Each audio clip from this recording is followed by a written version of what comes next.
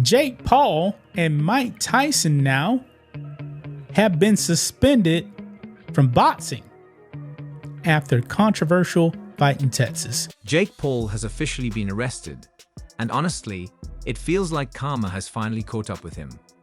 Did he honestly believe he could keep scamming people without facing any repercussions? Jake, this time you've crossed the wrong crowd. Boxing fans aren't having it. The whole thing was scripted. The whole thing was just a money grab. And for a lot of us, these aren't your TikTok followers, Jake. Boxing fans will tear you down to your last ounce of ego and leave you swearing off scams for good.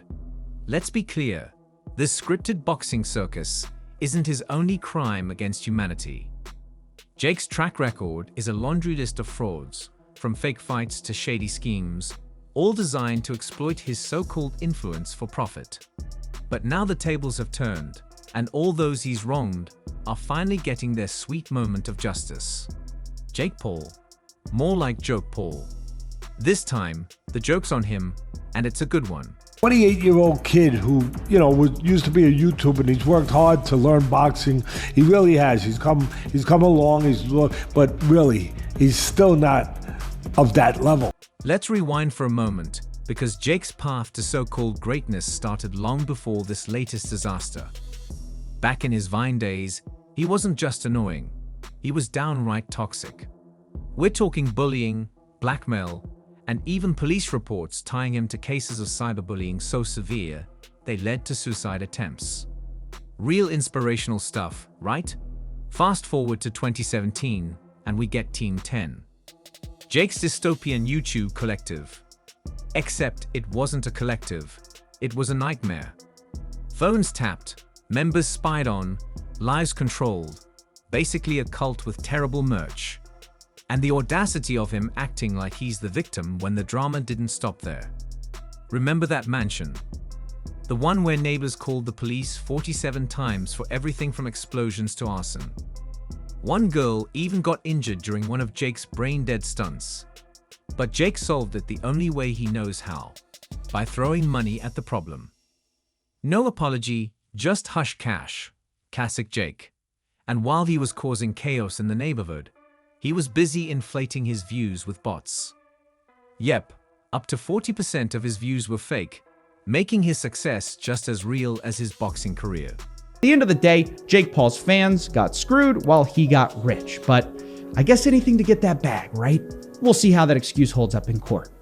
Jake Paul, the self-proclaimed king of YouTube and boxing, has built a career out of controversy, scams, and sheer audacity. But it looks like his luck has finally run out. After years of dodging accountability, Jake has officially been arrested, and many are saying it's about time karma clocked in for work. Did he really think he could keep scamming people without facing the consequences? From his rise as a Vine star to his self-made boxing empire, Jake Paul has always walked the fine line between marketing genius and con artist. But this time, it looks like the tide has turned. Let's take a moment to reflect on Jake's path to success, starting long before his boxing career. Back in his Vine days, Jake wasn't just annoying, he was toxic. His antics weren't harmless pranks. They were rooted in bullying, blackmail, and even cases of cyberbullying that led to real-life consequences, including suicide attempts by his victims. But hey, it was all good for views, right? Fast forward to 2017, and we got the birth of Team 10 Jake's so-called YouTube collective. But it wasn't a collective at all. It was a nightmare. Phones tapped, lives controlled, members spied on. It was a cult, masquerading as a creative enterprise. And it was all fueled by Jake's inflated ego and terrible merch. But that was just the beginning. Let's talk about that mansion of his, the one where neighbors called the police 47 times for everything from explosions to arson. One girl even got injured during one of Jake's reckless stunts, but don't worry. Jake solved it the only way he knew how, by throwing money at the problem. No apology, just hush cash. Classic Jake.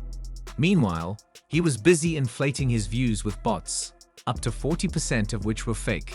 That's right. Jake's success wasn't even real, much like his boxing career. And speaking of scams, Jake's love for taking advantage of his young, impressionable fans didn't stop there. Enter Asterisk, the financial freedom movement Asterisk, Jake's pandemic-era cash grab. Promising kids they'd be millionaires without leaving their rooms, Jake sold repackaged internet guides and plagiarized tips from real business coaches. In just 3 months, he pocketed $2 million, while the kids who bought into his scam were left with absolutely nothing. If scamming were a sport, Jake would probably be a champion by now. But it didn't end with online courses. Oh no, the crypto scams were next.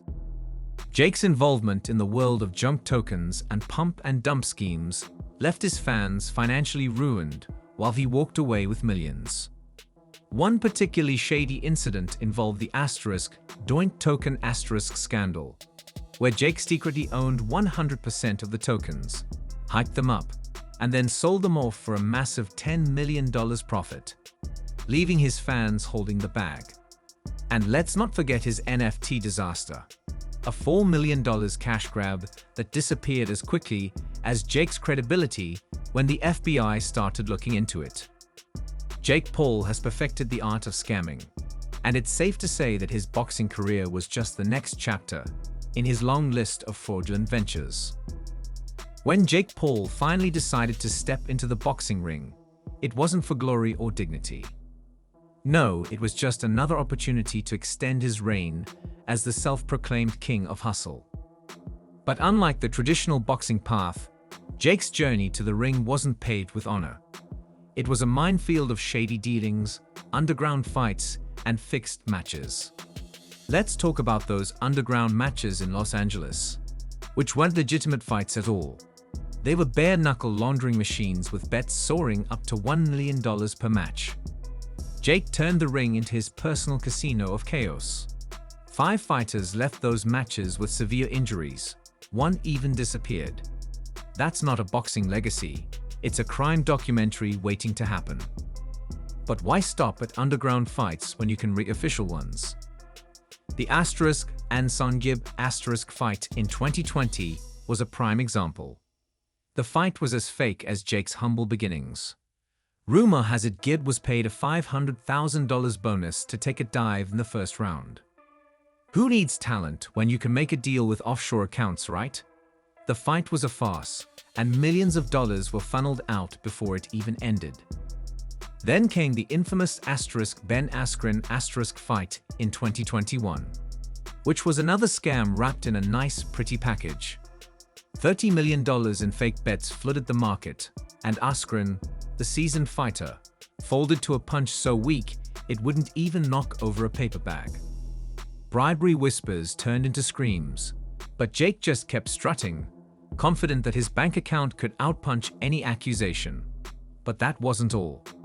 Jake's extracurricular activities also raised some serious red flags. His training camps in Mexico conveniently took detours to areas notorious for banned substances. Coincidence? Sure, if you believe in fairy tales. And let's not ignore the 3 convicted drug smugglers on his team either.